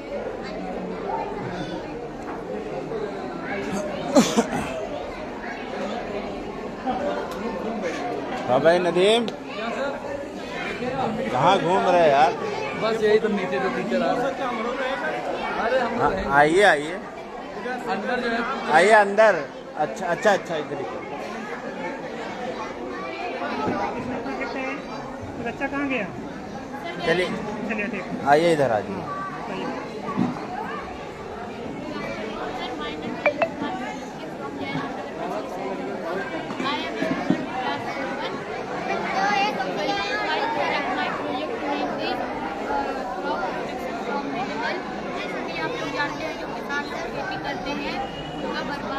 जैसे कोई खराब ना हो वही देखते मैंने ये प्रोजेक्ट बनाया है। जैसे कि अगर कोई जानवर जाने को प्रयास करेगा तो ये अलार्म से वो जान जाएगा हमारे में आया था, जिससे वो डर के भाग जाएगा और वो उनका खेती बच जाएगा। उसमें करंट नहीं अपलोड होगा जिससे उन लोगों को नुकसान पहुँचेगा। चलिए बेटा।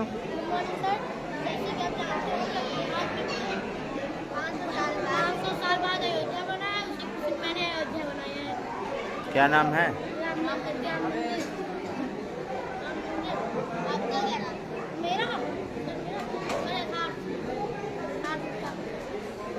मेरा पार्टनर है। Good morning sir, good afternoon sir. My self Soham Yadav from हमारा विशेष जॉन। My father's name is Rajendra Yadav. My father's name is Rajendra Yadav. I am student of engineering at class 3. My project name is area of square and rectangle. Square क्या होता है सबसे पहले ये जानेंगे। Square is a closed plane figure bounded by 4 line segments which all sides are equal. At each angle is formula होता है side square. अब हम ना इससे एरिया इसका फाइंड करेंगे। इसके बीच, इन दोनों पीन के बीच में मान लीजिए 1 सेंटीमीटर गैप है, तो 1 2 3 सेंटीमीटर यहाँ की साइड हो गई, तो इसका एरिया फॉर्मूला होता है साइड स्क्वायर। तो 3 3 जा 9 सेंटीमीटर इसका आ गया, 9 सेंटीमीटर स्क्वायर। अब हम रेक्टेंगल की बात करेंगे। Rectangle is a close figure bounded by 4 line segment and each angle is 90 degree which opposite side are equal। और इसके एरिया की बात करें तो इसका एरिया है L into B, length into width। अब हम इसे फाइंड करेंगे। 1 2 3 4 सेंटीमीटर इसकी लेंथ हो गई, 1 2 3 सेंटीमीटर इसकी ब्रेथ हो गई। तो हम अभी इसके बाद 12 सेंटीमीटर स्क्वायर इसका आ गया। That's all. चलिए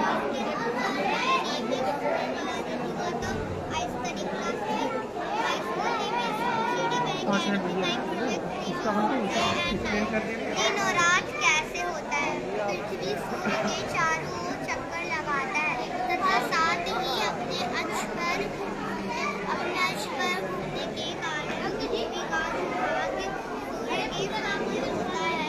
वहाँ दिन होती है तथा जो अपने वहाँ पे रात होती है और यह हमेशा चलता रहता है।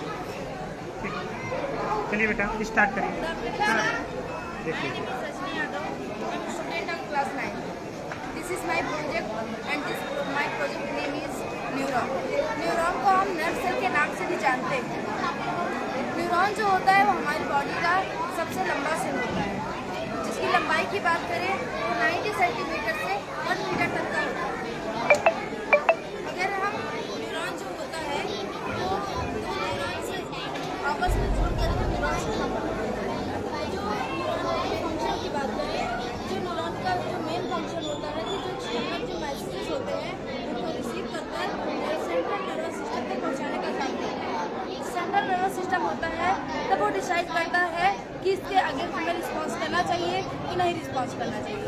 सेंट्रल नर्वस सिस्टम जो होता है वो 2 ऑर्गन से मिलकर बना होता है। पहला ब्रेन होता है, दूसरा spinal cord. Sir, my name is Vartika Singh. This is my project. My project name is neuron. Sir, जैसा कि इन्होंने बताया उसके आगे हम बताएंगे।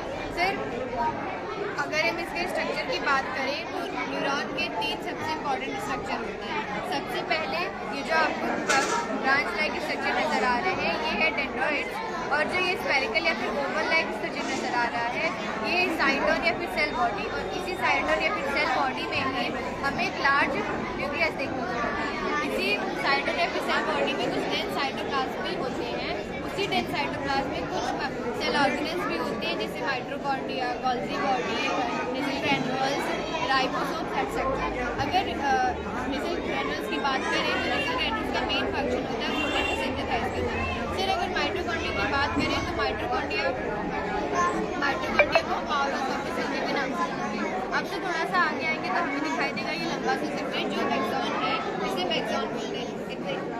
इसके थोड़ा सा आगे जाएंगे तो हमें ब्रांच लाइक स्ट्रक्चर नजर आएगा जिसे एक्सॉन टर्मिनल बोलते हैं। इसी एक्सॉन टर्मिनल के एंड पर ही कुछ बटन लाइक स्ट्रक्चर नजर आ रहे हैं, सिनेप्टिक नोड कहते हैं। सर, अब हम आपको बताएंगे कि न्यूरॉन का कौन सा ऐसा पार्ट है जो मैसेज रिसीव करता है और कैसे कैसे होते हुए ये मैसेजेस जाते हैं। सबसे पहले से जो मैसेज रिसीव करने का काम डेंड्राइट्स करता है, जो कि ब्रांच लाइक स्ट्रक्चर्स है, ये मैसेज रिसीव करता है, फिर ये साइटोन या सेल बॉडी के पास भेजता है, और सेल बॉडी से होते हुए एक्सॉन के पास जाते हैं, एक्सॉन से होते हुए ये एक्सॉन टर्मिनल के पास जाता है। जैसे कि हमने आपको पहले बताया कि एक्सॉन टर्मिनल के एंड पर ही कुछ नोड्स पाए जाते हैं, बटन लाइक जिसे सिनेप्टिक नोड कहते हैं। यही नोड किसी दूसरे न्यूरॉन के डेंड्राइट से कनेक्टेड होते हैं। इसी के अकॉर्डिंग में हमारे जितने भी मैसेजेस होते हैं वो ट्रैवल करते हैं। चलिए बेटा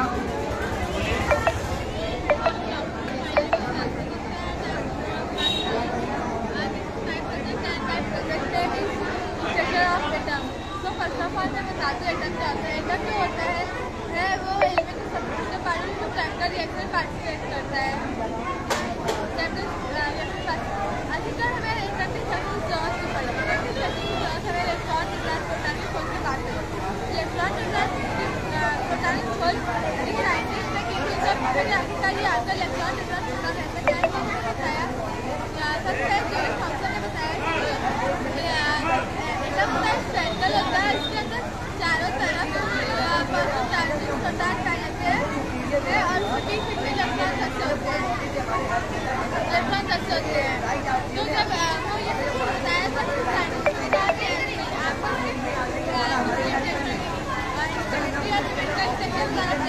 बट वो सबको बताने में फेल है। तब उसके बाद रदरफोर्ड ने कहा कि मैं आपको बताऊंगा बट ऐसे नहीं, आपको ऐसा एक्सट्रैक्टिव प्रोसेस करने के बाद तो क्या था कि कोड फाइल यूज कर मिला था, ऐसे पार्टिकल को कंबाइन करके उसको अल्फा पार्टिकल को कंबाइन करके फर्स्ट ऑफ ऑल उन्होंने देखा कुछ पार्टिकल सीधे चले गए और कुछ पार्टिकल टेढ़े मिले और कुछ पार्टिकल लौट गए। जब उन्होंने ये सब देखा तो उन्होंने कहा कि जहाँ पार्टिकल सीधे चले गए वहाँ पे खाली जगह और जहाँ टेढ़े मिले वहाँ कुछ नेगेटिव चार्ज है, सेम इलेक्ट्रॉन के और जहाँ पे लौट वापस आ गए वहाँ पे सॉलिड पार्टिकल जिन्हें न्यूक्लियस कहते हैं।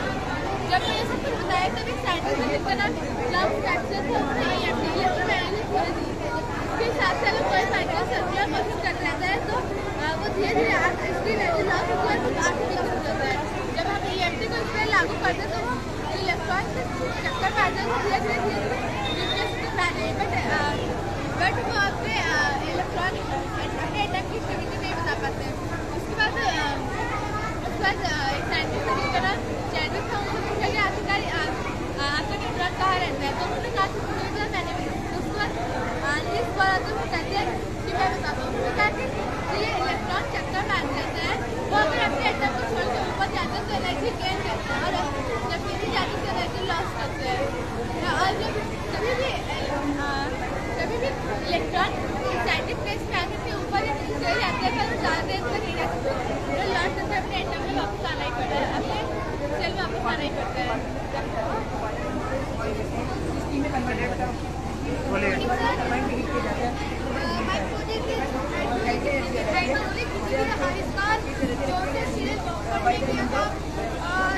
ये सबसे पहले बनी थी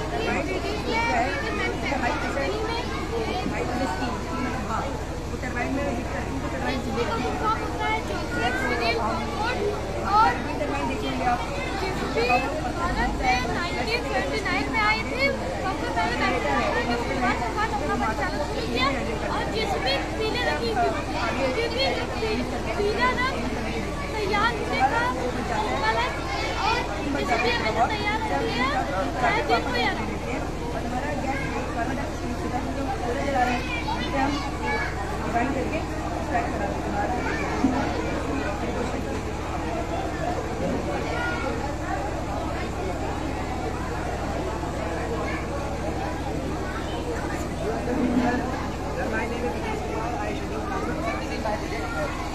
Sir, head is a muscular organ that is made up of the cartilage. Sir, it is located in the center of the chest and between the lungs.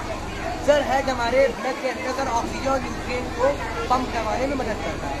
Sir, जो सबसे पहले डीऑक्सीजनेटेड ब्लड जो है जिसके अंदर ऑक्सीजन कम है वो superior vena cava और इंफीरियर वेना केवा से सर हमारे राइट एट्रियम में आती है। सर, जब वॉल्व ओपन होगा तो ये राइट वेंट्रिकल में जाएगा और सर पल्मोनरी आर्टरी के द्वारा ये हमारे लंग्स में पहुंच जाता है।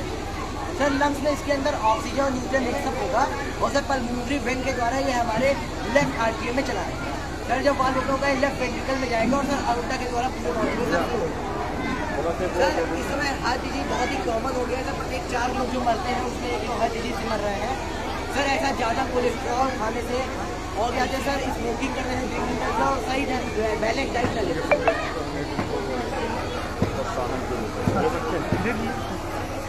सर आगे चलिए। हाँ जी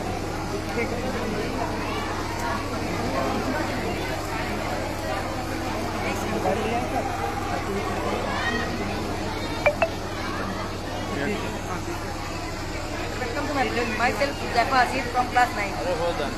my present name is Amar Boblan. तो हम बताएंगे प्रोजेक्ट के माध्यम से हम बताएंगे। थैंक्स।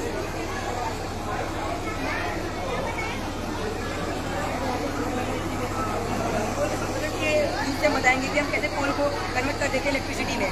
पहले हम कोल या कोल माइन से कोल लाते हैं, जिसे हम कोल यार्ड में स्टोर करते हैं। कोल यार्ड कुछ ज़्यादा कुछ नहीं होता, एक बहुत बड़ी जगह, मतलब एक बहुत बड़ा मैदान में कोल यार्ड है। फिर कोल को फर्नेस तक लाते हैं। फर्नेस में फिर हम वाटर लाते हैं बॉयलर तक। बॉयलर में पानी को बॉयल किया जाता है, उससे स्टीम बन जाती है। स्टीम टरबाइन में हीट करते हैं, टरबाइन घूमने लगता है। इस टरबाइन में मैकेनिकल एनर्जी आ जाती है, जिसे हम कन्वर्ट करते हैं इलेक्ट्रिकल में by the use of generator. Generator में इलेक्ट्रिकल एनर्जी जब बनने लगती है, उसे हम आगे यूज के लिए भेज देते हैं। उसमें जो हमारा स्टीम बच जाता है, उसे हम कूल डाउन करके वापस वाटर वेपर बनाकर वाटर बनाकर उसे हम टैंक में यूज कर लेते हैं, वापस यूज होता है। जो हमारा कार्बन डाइऑक्साइड प्रोड्यूस होता है, उसे हम रिफाइन करके चीनी हम स्टैक कर देते हैं। इसका एडवांटेज भी बहुत ज़्यादा है। एडवांटेज पहले ये बहुत ईजी टू यूज है, जैसे compare to nuclear power plant और बहुत कॉम्प्लिकेटेड मशीनरी है। मतलब यूरेनियम प्लूटोनियम यूज होता है, जो बहुत रेयर मटेरियल और बहुत एक्सपेंसिव मटेरियल है। और इसमें सिर्फ कोल का यूज़ होता है, बहुत ही cheap and easy to available material है, और इसमें बहुत इजी टू हैंडल है। तो इसमें और एक डिसएडवांटेज इसका ये है, इसमें से बहुत ज़्यादा कार्बन डाइऑक्साइड प्रोड्यूस होता है। जो इंडिया का सबसे बड़ा थर्मल पावर प्लांट है, विदर्भ थर्मल पावर प्लांट, जो मध्य प्रदेश में है, उसमें 1 किलोवाट बिजली बनाने में 1 किलोवाट पावर बिजली बनाना, मतलब एक हीटर होता है 1000 वाट का, 1000 वाट का एक हीटर आता है। उसे 1 घंटा चलाने के लिए जितनी बिजली चाहिए, उसे बनाने के लिए जितना कोल यूज़ करते हैं, उतने कोल से 1.45 किलोग्राम कार्बन डाइऑक्साइड प्रोड्यूस होता है। और जो हमारे देश में सबसे बड़ा भी अभी करंट टाइम में बड़ा थर्मल पावर प्लांट है, वो विद्याचल थर्मल पावर प्लांट है, जो सिलीगुड़ी डिस्ट्रिक्ट में डिस्ट्रिक्ट मध्य प्रदेश में है। वो एक मतलब उसकी इंस्टॉलमेंट कैपेसिटी है 4760 मेगावाट। और इंडिया का जो पहला पावर प्लांट था, उसकी इंस्टॉलमेंट कैपेसिटी थी 2.5 मेगावाट। उसका नाम था थर्मल पावर प्लांट, जो तेलंगाना में है, तेलंगाना हैदराबाद में। और इसको 1920 में बनवाया गया था हैदराबाद के निज़ाम, 7 निज़ाम और हैदराबाद के उनसे बनवाए थे।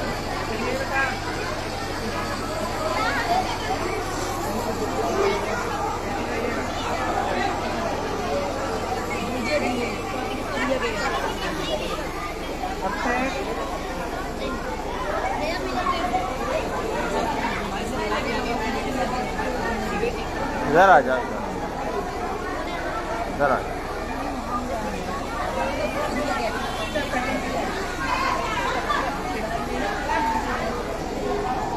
जोर से बोलो। So before talking about the sewage treatment plant, let's talk about what is sewage. Sewage is basically the wastewater and contaminants produced by the households and garden sewage. Sewage basically contain 99% of the water and only 1% are the solid particles, which are very very harmful for the aquatic life if directly discharged into the water body. To reduce this harmful, we use sewage treatment plant. First, the sewage is collected in the pond and then it is transferred to the receiver tank. After the receiver tank, it is transferred to the grid chamber. Inside the grid chamber, using the screen bar, we remove big solid particles like plastic bottles, etc. And after the grid chamber, we transfer the water into the settling tank.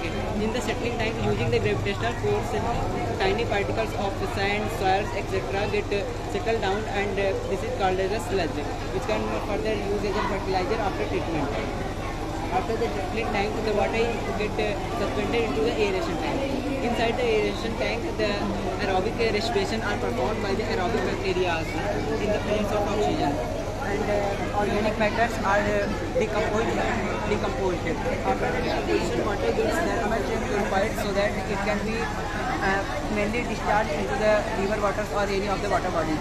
But if you want to make it further clarify, we perform sedimentation process, which clarifies the water completely, except bacteria and viruses inside the body.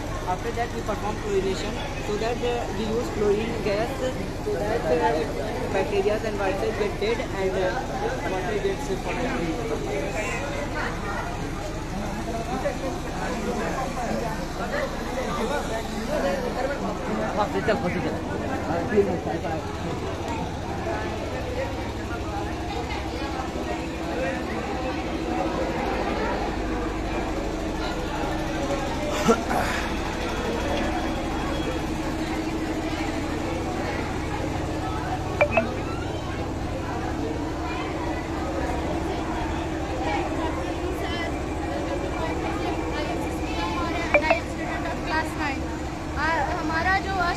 Product है वो है eukaryotic animal cell. जैसे कि eukaryotic मैंने कहा, eukaryotic का मतलब होता है जिसमें न्यूक्लियस वेल डेवलप्ड हो, और प्रोकैरियोट मतलब जिसमें न्यूक्लियस कम डेवलप्ड हो। वेल डेवलप्ड का मतलब कि जैसे न्यूक्लियस के अंदर जितने भी मटेरियल होते हैं वो सभी विकसित होते हैं, जैसे कि न्यूक्लियोप्लाज्म विकसित होता है, हर एक चीज़ इसमें विकसित होते हैं। और अगर हम एनिमल सेल की बात करें तो एनिमल सेल की जो आउटर कवरिंग होती है वो प्लाज्मा मेम्ब्रेन होती है। अगर प्लांट सेल की आउटर कवरिंग की बात करें तो सेल वॉल होता है, लेकिन एनिमल सेल में सेल वॉल नहीं होता है। अब सेल वॉल के अंदर अगर प्लाज्मा मेम्ब्रेन के अंदर अगर हम जाएँ तो हमें साइटोप्लाज्म दिखेगा, तो साइटोप्लाज्म अभी दिख नहीं रहा है क्योंकि एयर लाइक फ्लूइड है ना, तो एयर दिखता नहीं है।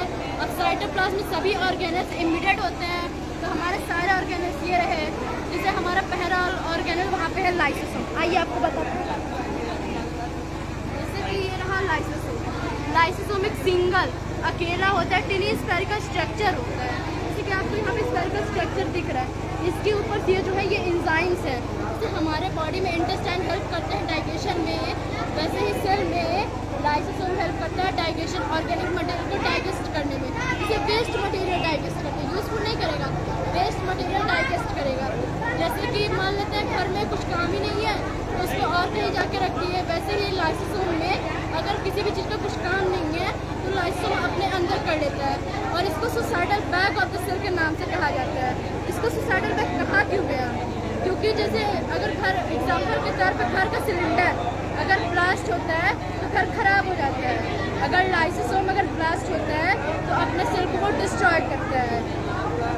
फिर इसके बाद इसका हूबहू मिलता जुलता परऑक्सीसोम भी होता है, ये रहा हमारा परऑक्सीसोम।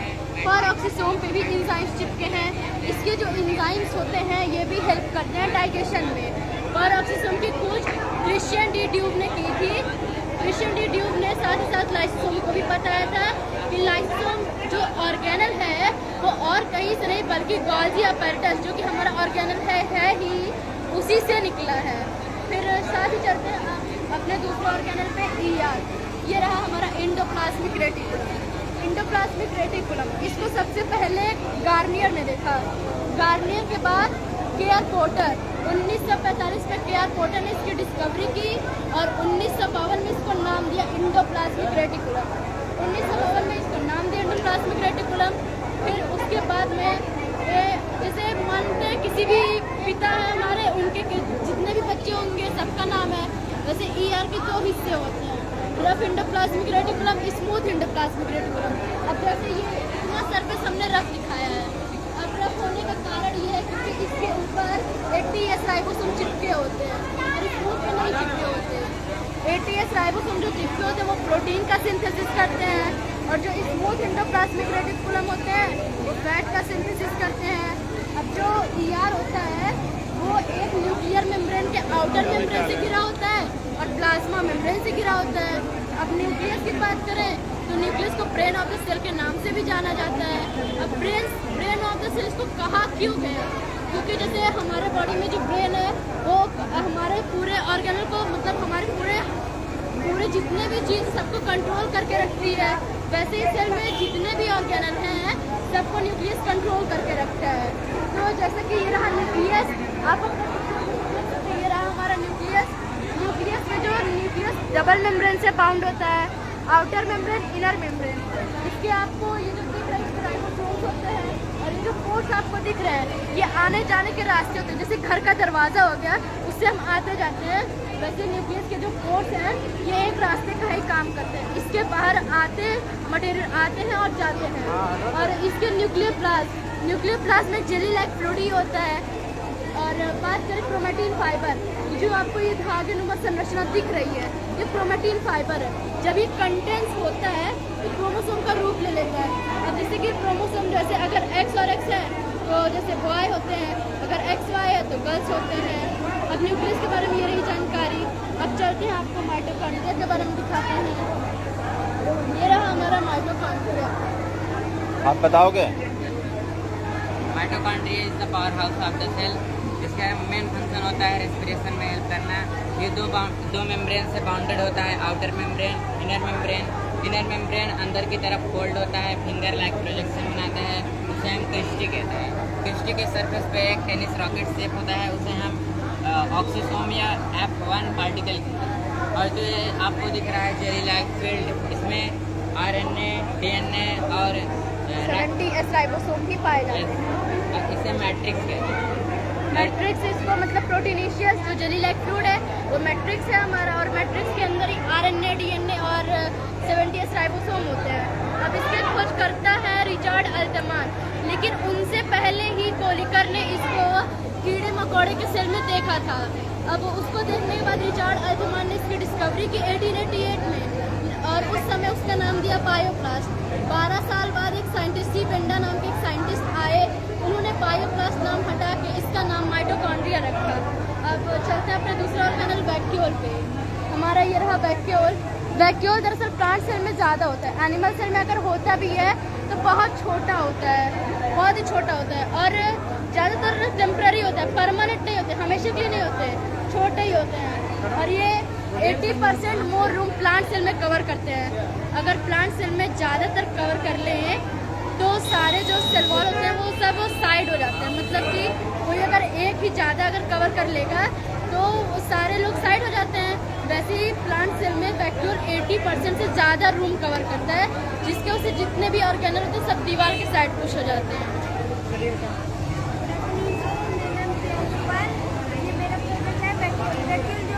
बहुत जोर से बोलो। वैक्यूल जो है एक ही सिंगल प्रोटीन से घिरा हुआ होता है, जो कि हम कहते हैं प्लांट सेल में होता है। प्लांट सेल और एनिमल सेल में, प्लांट सेल में होता है तो लंबा होता है और चौक कर देता है, और एनिमल सेल में बहुत ही स्मॉल होता है, छोटा होता है, क्योंकि हमारी बॉडी में पानी की मात्रा बहुत ज़्यादा होती है तो वो स्टॉप कर देता है और ट्रांसपोर्टेशन द्वारा उसे वो छोड़ देता है। और हमारी बॉडी में कहता है कि जो वेस्ट प्रोडक्ट होते हैं उसे एब्जॉर्ब करके ट्रांसपोर्टेशन द्वारा छोड़ देता है। इसका क्या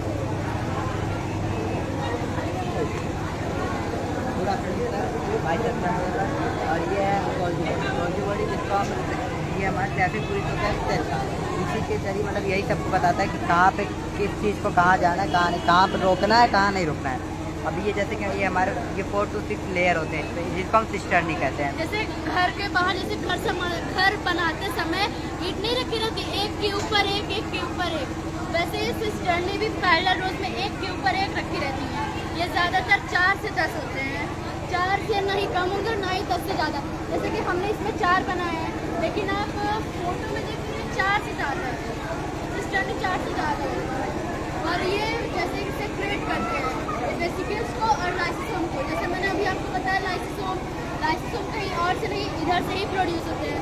जैसे कि मान लेते हैं किसी भी पिता के 2 बेटे हैं, बंटवारा वो सब लोग अपना अलग ही रहेंगे, वैसे ही जब गोल्जी बॉडी से वेसिकल लाइसोसोम प्रोड्यूस हुए वो अपना जाके अलग ऑर्गेनल्स बनाते हैं।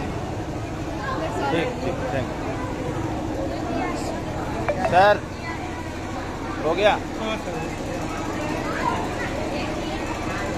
चलिए बता दीजिए पूरा कंप्लीट हो गया।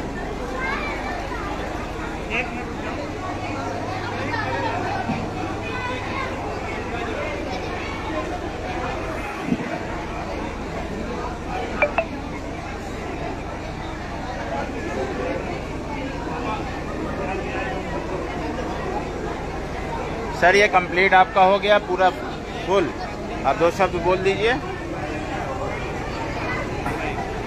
आज जो GDBR एकेडमी में जो है विज्ञान प्रदर्शनी मेला लगाया गया है, सर इसका उद्देश्य क्या, मकसद क्या है, क्या कहना चाहेंगे? जैसा कि देखा गया है कि हर साल जो है, पिछले साल भी फरवरी की शुरुआत में ही लगाया गया था, उसके पहले भी लगाया गया था, तो सर क्या कहना चाहेंगे सर? देखिए GDBR एकेडमी में प्रत्येक 1 फरवरी को विज्ञान प्रदर्शनी मेला का आयोजन किया जाता है, जिसका मुख्य उद्देश्य ये है कि हमारी विंटर वेकेशन होती है 15 डेज़ की, उस विंटर वेकेशन में बच्चों को कैसे इन्वॉल्व करें ताकि बच्चे रटने की बजाय कुछ प्रैक्टिकल करके विज्ञान को सीखें। हम लोग का वैसे भी सिद्धांत है कि विद्यालय में बच्चों को रटाने की बजाय उनका इंटरेस्ट पैदा करना, कि ताकि उन्हें पढ़ने में मज़ा आए, क्योंकि प्रेशर से पढ़ाई नहीं की जा सकती। पढ़ाई करने के लिए ज़रूरी है उनका इंटरेस्ट जगाना। और विज्ञान प्रदर्शनी मॉडल ये एक ऐसा मॉडल है जिसमें हर बच्चा बहुत खुले मन से, या कहते हैं कि बहुत इंटरेस्ट के साथ अपने मॉडल पे काम करता है, और इसी बहाने 2-4-6 टॉपिक जो उसे समझ में आए वो सारे टॉपिक्स वो याद करता है और वो उसके जीवन भर में काम करता है। दूसरी बात, इसी समय बच्चा अपना गोल तय कर देता है उसे भविष्य में क्या करना है, और ये चीज़ें 1 बार 2 बार 3 बार जब तक इस विद्यालय में रहेगा प्रत्येक वर्ष करना पड़ेगा, तो वो उससे बहुत ज़्यादा फायदा मिल जाता है बच्चे को आगे बढ़ने में और उसको गोल अचीव करने में। ठीक, थैंक यू सर। बिल्कुल। पापा जी, पापा, जैसा कि साथियों आपने लाइव के माध्यम से देखा, GDPR एकेडमी के प्रबंधक हैं कमल मौर्य जी और बहुत ही अच्छे इंसान हैं। बहुत बहुत धन्यवाद। इनका उद्देश्य और मकसद है कि बच्चे जो है खाली वक्त में भी कुछ न कुछ सीखें, इसीलिए हर साल की तरह इस साल भी जो है 1 फरवरी को GDPR एकेडमी में साइंस एग्जीबिशन विज्ञान प्रदर्शनी मेला लगाया गया। बच्चों ने अपनी कलाओं का प्रदर्शन किया। दोस्तों, वीडियो को ज़रूर शेयर करें। तकरीबन 1 से 1.5 से 2 घंटे हो गए होंगे लाइव चलाते हुए। वीडियो को ज़रूर शेयर करें। तब तक के लिए मैं अलविदा चाहूँगा। जय हिंद, जय भारत।